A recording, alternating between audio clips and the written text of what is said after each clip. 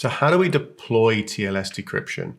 So there are multiple stages to deploying SSL inspection, and we'll run through these. We'll start with the pre-work, which really is about ensuring that you have agreement within an organization that SSL inspection is going to be deployed. It's being deployed to support the business. It's not to spy on what users are doing, but to ensure that the business can continue to function, making sure that we're not infected with malware, and to ensure that data doesn't leak out that affects the customer perception or the reputation of a business. And we'll define the acceptable usage policy and any notifications that are going to be provided to users. We'll then talk about rolling out the certificate authority to make sure that all of the clients trust the intermediate certificate or trust the certificates that have been inspected. And then we'll roll out and do some inspection for a select group of users, for specific categories, and we'll collect feedback from the users on their experience of that. We'll then continue at step 4 and we'll look at the extended rollout. We'll figure out problems that might have existed, such as certificate pinning, how to handle developer environments, IoT environments, and the policy around services like Office 365. And then we'll roll out and measure and report on the capabilities, how much SSL inspection has been done, quantify the value of SSL inspection towards the business. So how much decryption has been done, as well as how much malware and how much DLP has been triggered that supported the business's decision. And then we can also see the TLS versions and ciphers as we go through to see how this is changing over time and the value that Zscaler brings for the SSL inspection journey. So the pre-work, it's important to get buy-in from the legal teams, the privacy controls, the security teams to understand why this is being done. This is often a misunderstood step. With lofty goals of deploying SSL inspection, you can get wrapped up in lots of red tape as to workers' councils, for example, being concerned about the spying on users and what they're doing.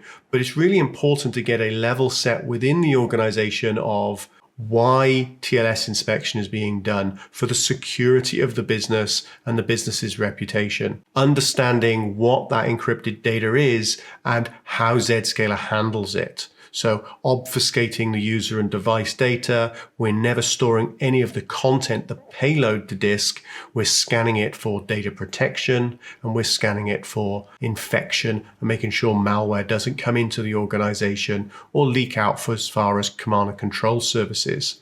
So develop a communication plan to the users, why we're doing this, updating the acceptable usage policy, sending out notifications so users understand how to check whether or not SSL is being inspected or not, and what decisions those users can make as to whether or not they're going to continue using their work device to connect to these websites whilst SSL inspection is taking place. Once we've got buy-in, we're going to look at rolling out the root certificate authorities to these devices. So there are multiple kinds of SSL inspection. So the default that comes with Zscaler is the Zscaler root certificate authority, which has a chain of trust through the intermediate certificate, the short-lived temporary certificate, and the web server domain certificate that's going to be issued on the fly. Customers also have the ability to bring their own certificate authority, and you might take 2 different routes for this. The first one is a dedicated route where you create an offline certificate authority specific for SSL inspection on the proxy, and you load that up to Zscaler, and therefore every certificate that is issued is then trusted through that chain of trust from the specific proxy certificate, the intermediate certificate, the short-lived certificate, and then that spoofed web server certificate. It means that you're in full control of swapping out the root and full control of the chain of trust all the way down to that domain certificate. The alternative is using your existing enterprise root certificate authority. So for example, you have Active Directory. There is a root certificate authority that comes with Active Directory, and every device that's enrolled within Active Directory will inherently already trust that certificate. So you can generate an intermediate certificate authority from that and upload that to Zscaler, and any client should inherently trust that, and it simplifies some of the rollout. Rolling out certificates is relatively simple. You can use Zscaler Client Connector. Zscaler Client Connector will automatically or can automatically install the Zscaler SSL certificate. You can upload your root certificate to the mobile portal, and then when the install Zscaler SSL certificate is checked, both the Zscaler root certificate and your custom certificate will be installed automatically on devices that run the Zscaler Client Connector. So as we now continue to roll out, we're going to identify users and select what we're going to inspect. So the granular policy enables you to make decisions based on user, group, department, the category, the cloud application, anything around the FQDN, the IP address, and even device types. We can make sure we don't break applications that may have certificate pinning involved. So client operating system, specific user agents we might be able to see, or certain device types. And as far as policy, we can enforce that only websites with specific TLS versions or the client minimum TLS version is supported, as well as how we control the certificate trust. Is it passed through? Do we block untrusted certificates? Do we block undecryptable traffic? And will we perform an OCSP check for that certificate, which is the online certificates protocol to check whether or not a certificate is valid or has been revoked? And then with the Zscaler one-click configuration, we can automatically exclude services like M365, OneDrive, SharePoint from inspection, which may have challenges with inspection being implemented. So for a pilot rule set, we're going to specifically say a group of users that are in a group called Pilot SSL. We're going to inspect some very specific categories. We're going to block untrusted certificates. We're going to do that OCSP revocation check. We're going to block undecryptable traffic and ensure that the minimum client and server versions are TLS 1.0. And then the default rule is do not inspect. The higher level rules, rules number 1 and 2, specifically bypass inspection for M365 and other Zscaler recommended SSL exemptions where we know that applications might break if SSL is employed. It's also important to understand other traffic that might be generated by your browser. For example, the QUIC protocol developed by Google is an experimental protocol that uses UDP port 443 to deliver content to the client. Now, it's important to then block this within the firewall, which forces the client to turn back to normal HTTP, HTTPS over TCP 443 so that the SSL inspection can be done for that protocol. So we continue to roll out, and we're going to take a look at applications and client environments that may have challenges with inspection. So certificate pinning or hard-coded certificates, what is that? It means that the client is going to check for the certificate and expects a specific certificate to be returned.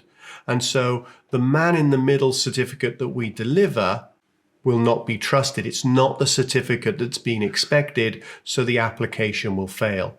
A good example of this would be something like Dropbox. The Dropbox client expects a specific certificate to be delivered with a specific serial number signed by a specific issuer, and therefore the man-in-the-middle certificate we deliver isn't trusted, and so the Dropbox client will fail. However, Dropbox within the browser will continue to work. So we need to be able to identify these certificates, either configure those clients to treat them as valid, or make a decision to bypass SSL for inspection for those applications. It's very common with iOS and Android for certificate pinning or hard-coded certificates to be used. And DigiCert recommends not to use certificate pinning for some of these reasons. So you can do some inspection. You could take a packet capture and understand what's going on. You could look at the certificate when the client makes the request and understand that the certificate was delivered to the client, but the client closed the connection very quickly once the certificate was delivered. And so that indicates that the client, although it connected, decided it didn't trust the certificate and closed down. We can then also understand by looking in the SSL logs for those transactions within the Zscaler administration interface that the client failed that handshake, the client closed the connection, and therefore we need to do something about this. So what can you do? You can make decisions based on either the specific operating system, the operating system combined with an application to bypass inspection. And you could also do this based on the user agent as well. So we know that it's Android or iOS, they're connected to this Signal application, and there is no user agent provided as part of that connect request, or there is a user agent, but it's not one that we know about, and therefore make a combined policy decision to bypass that inspection.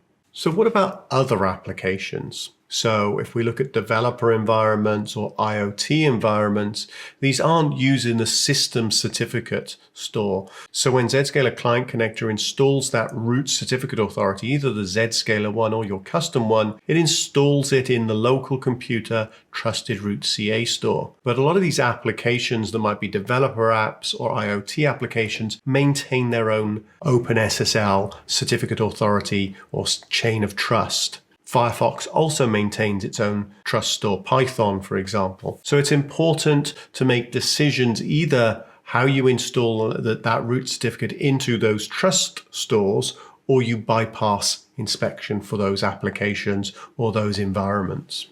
So now, as we've rolled out, we can look at measuring and reporting on the quantity of SSL, which we'll see in the dashboards, the value that you are getting from SSL inspection, and get reporting on the TLS versions and the Cypher versions. Now, as we've rolled out, we can look at measuring and reporting on the quantity of SSL, which we'll see in the dashboards, the value that you're getting from SSL inspection, and get reporting on the TLS versions and the Cypher versions. We can look at measuring and reporting on the quantity of SSL, which we'll see in the dashboards, the value that you're getting from SSL inspection, and get reporting on the TLS versions and the Cypher versions. The SSL inspection dashboard provides an overview of the SSL inspection traffic within your organization. Using the time range filter, you can choose a specific time range between 1 day and 90 days to view data. The selected period applies to all data within the dashboard. The default time range is 14 days. Along with this, you can also view a bar graph, which shows the locations with the most traffic for which you have not enabled SSL inspection, and the volume of traffic for those locations.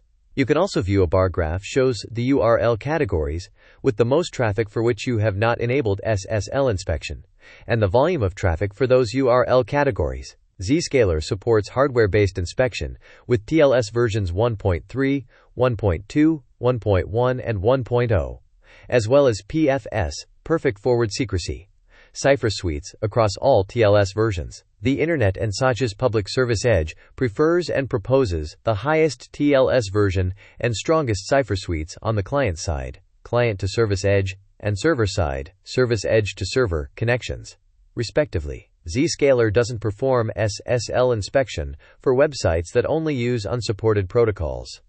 Zscaler treats traffic destined to this website as unencryptable and does not perform SSL inspection. It allows or blocks the traffic depending on the SSL inspection policy you set for unencryptable traffic. The following SSL Cypher Web Insights filters now apply to encrypted SSL traffic: Cypher certificate expiry, Cypher certificate validations, client connection ciphers, client connection TLS version, OCSP result, server connection ciphers, server connection TLS version.